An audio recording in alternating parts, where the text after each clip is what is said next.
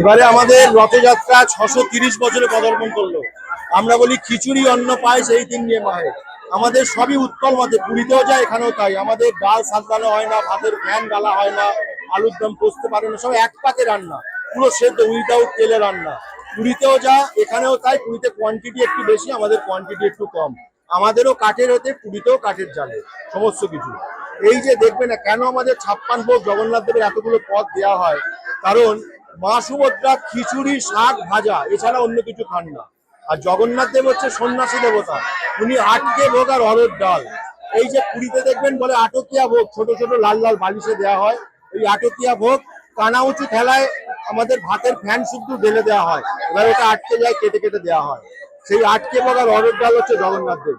আর বলভদ্রদেব ভোজন বিলাসী, উনি ছানা ধোকা চাটনি পরমান্ন মালপো পোলাও আলুর দম সমস্ত কিছু, মুগ আলু সমস্ত ওনার খাবার। সেই জন্য আমাদের ডেলি এতগুলো পদ দেওয়া হয়। আমাদের 4 প্রহরে, সকালে আমাদের 4:30 মঙ্গল আরতি, ঠিক 9টার সময় আমাদের বাল্যভোগ, আমাদের ঠিক 12:30টায় আমাদের দুপুরের সেবা, আর রাত্রিরে হচ্ছে আমাদের সেতন। আমাদের এখানে আর একটা বৈশিষ্ট্য হচ্ছে হাতি পায়ে লুচি, হাতির পায়ের মতো বড় বড় লুচি, হালুয়া মিষ্টি জগন্নাথ দেবকে সেতল ভোগ দেওয়া হয়। উনি জগতের নাথ, জগতের বন্ধু, জগ মানে বিশ্ব, নাথ মানে ভগবান। উনি সমস্ত দেবতার ঊর্ধ্বে, উনি পঞ্চব্রহ্ম পরম ব্রহ্ম। উনি একদিকে সাকার রূপেও আছেন, একদিকে নিরাকার রূপে আছেন। আজকে আমাদের শুভ রথযাত্রা উৎসব 630 বছর, ঠিক 2:30টার সময় আমাদের আরম্ভ হবে। প্রথম দামোদর, প্রথম নারায়ণ উঠবেন, তারপর মা সুভদ্রা, তারপর বলভদ্রদেব, তারপর জগন্নাথ দেব রথে করে চাপবেন। আজকে রথের ওপরে সোনার বেশ রাজবেশ হবে, তারপর উনি গড় গড় করে মাসির বাড়িতে, ওনার টাইম অনুযায়ী, আমাদের টাইম না, উনি কখন পৌঁছবেন সেটা ওনার ব্যাপার, মাসির বাড়িতে উনি গমন করবেন গুন্ডিচা মন্দিরে।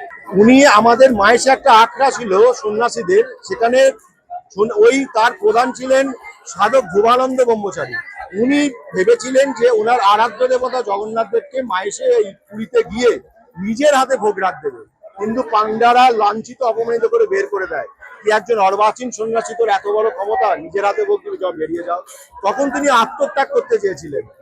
এখন জগন্নাথ দেব স্বপ্ন দেন, ধ্রুবানন্দ আত্মহত্যা মহাপাপ, তুমি মাহেশে ফিরে যাও, ভাগীরথীর তীরে একটা নিম কাঠ ভেসে পাবে, সেই থেকে তুমি আমার মূর্তি তৈরি করো, আমি তোমার থেকে ভোগ নেওয়ার জন্য সাগরে অপেক্ষা করে আছি।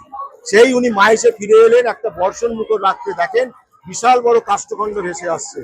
সেই কাষ্ঠখণ্ড তুলে নিয়ে এসে উনি বলেন, আমি যে কল্পিত রূপ চাই, সেই অর্ধ চন্দ্রাকৃতির মতো হাসি, পটল চেরা ওনার নাক, বড় বড় চোখ, সেই রূপ তৈরি করে দিতে হবে। কিন্তু কোনো ভাস্কর তৈরি করতে পারলেন না। তখন স্বয়ং বিশ্বকর্মা এসে বললেন, আপনি বিশ্রাম করুন, আপনি যে কল্পিত রূপ চান সেই কল্পিত রূপ তৈরি করে দেবো। পুরীর সঙ্গে আমাদের একটাই তফাৎ, পুরীতে দেখবেন 12 বছর অন্তর আষাঢ় মাস মলমাস হলে একটা মাসে দুটো প্রতিপাদ করলে জগন্নাথ দেব বলভদ্রদেব মা সুভদ্রা সহদেবতা সমাধিস্থ করা হয়। কিন্তু আমাদের সেই স্বপ্নাদৃষ্ট দারু মূর্তি রয়েছে 630 বছর ধরে, এটা মাহেশের ঐতিহ্য।